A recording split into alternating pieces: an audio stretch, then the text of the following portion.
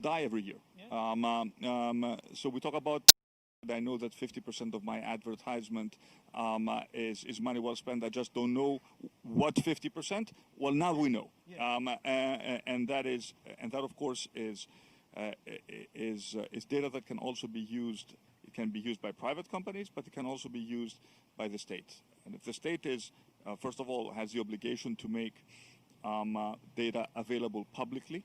I'm a big believer in open data to the extent that it is non-personalized, because that data can be a force for good, because there's lots of technologies that are also being developed. We talk about AI, and let's say, and you've written on this, and about autonomous driving. And yes, it may destroy jobs, but it will also save, more than 1 million people die every year. Yeah. So we talk about, COVID is an opportunity to talk about the value of human life, above all. Well, let's think also about that angle. Last point you raised about the democracy. I think democracy can self-correct. We saw it in Greece. After 10 years of populism, we have a government now that is, I would term, a liberal, moderate, reform-oriented government that wants to make big changes and that enjoys a great degree of public support. Would that have been possible 5 years ago? I don't know. Honestly, I don't know. But after 10 years of crisis and experimenting with populists, in our case on the left, Greek society was ready, and through an open democratic process chose to place their faith in us. And in 3 years, we will again go to the polls, and if they like us, they will probably vote for us again. If not, they will choose something else. And that is the beauty of democracy and its ability to self-correct. And we should not forget that we've also gone through, look at the history of other crises, look at the 30s in the US, and how leaders came up with extremely bold responses. These were democratic responses, but they also had a significant level of public support.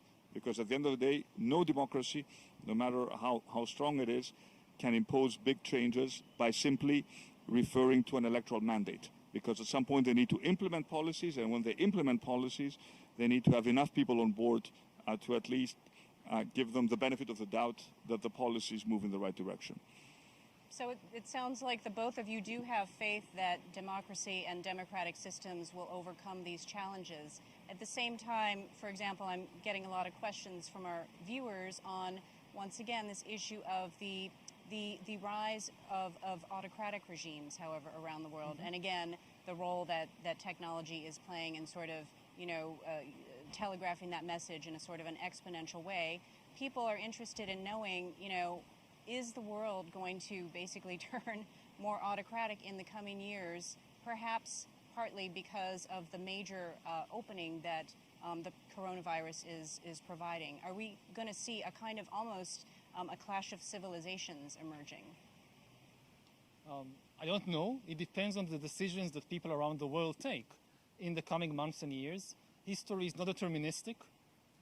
We still have agency. We still have the power to decide such things. The danger is that once you go autocratic, there is no way back. I mean, again, the big advantage of a democracy, yes, democracies sometimes are more slow because it's not about convincing one person. You need compromise. You need to convince a lot of people. But if they make a mistake, it's much more easy to acknowledge it and try something else. With an autocratic regime, whenever they make a mistake, they just can blame others, demand even more power for themselves. And once the authoritarian regime is in power, under modern conditions, it's extremely difficult to shake it off from within. If you look at truly totalitarian regimes, like Nazi Germany or the Soviet Union, they could not, no matter how bad they were, it was impossible to overthrow them from within. They could be overthrown only from above, like in the Soviet Union, when the leadership itself decided that it's time to try something else, or from outside, like in the case of Nazi Germany, but not from within. And this is, it's kind of, once people make the choice, let's try an authoritarian regime, it's not let's try, it's for life in many cases. So it's an extremely dangerous path to go. And unfortunately, there are many countries now on the verge of making this dangerous choice. I think the big challenge will be reinventing the state within the democratic context, because the pandemic has proven that the state is important, and especially in times of crisis, has a big role to play, and it cannot be replaced either by individual free will or by the markets. That, I think, was a very clear lesson of the pandemic. And I think that there are clearly competing visions of how to organize societies, and one should, and I'm speaking from the perspective of a democratic leader, we have an obligation to at least look at what's happening in the East. First of all, the first thing that we see, and I think Eastern societies, and I'm talking about democratic societies in the East, have been much better at imposing what we call social discipline. Mm-hmm. And there's a question to be asked, why is this happening?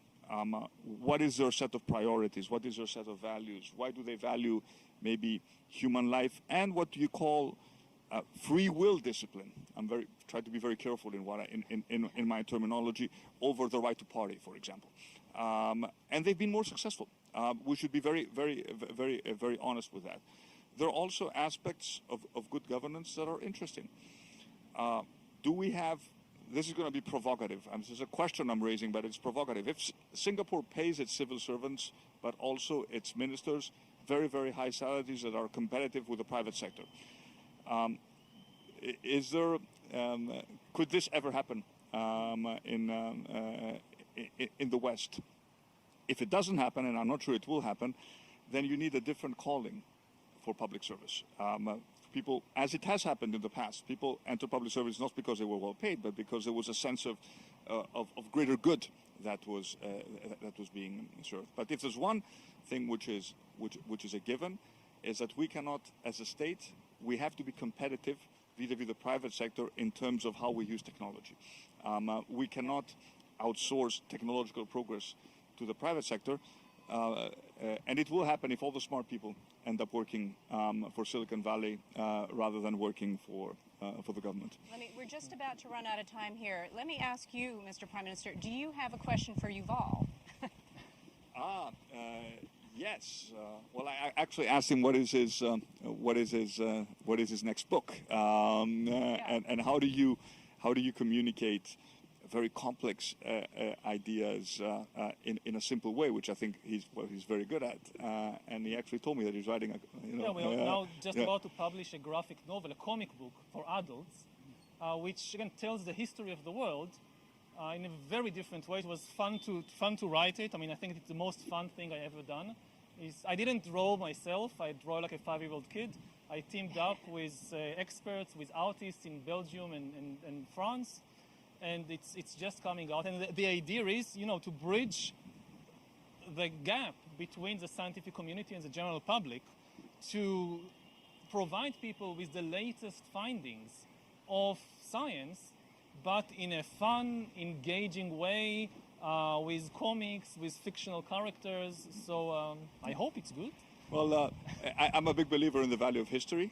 And if you want to read one text, if one wants to read one text which is relevant given the context, revisit Pericles' funeral oration, which was written at a time when democratic Athens was struck by a plague.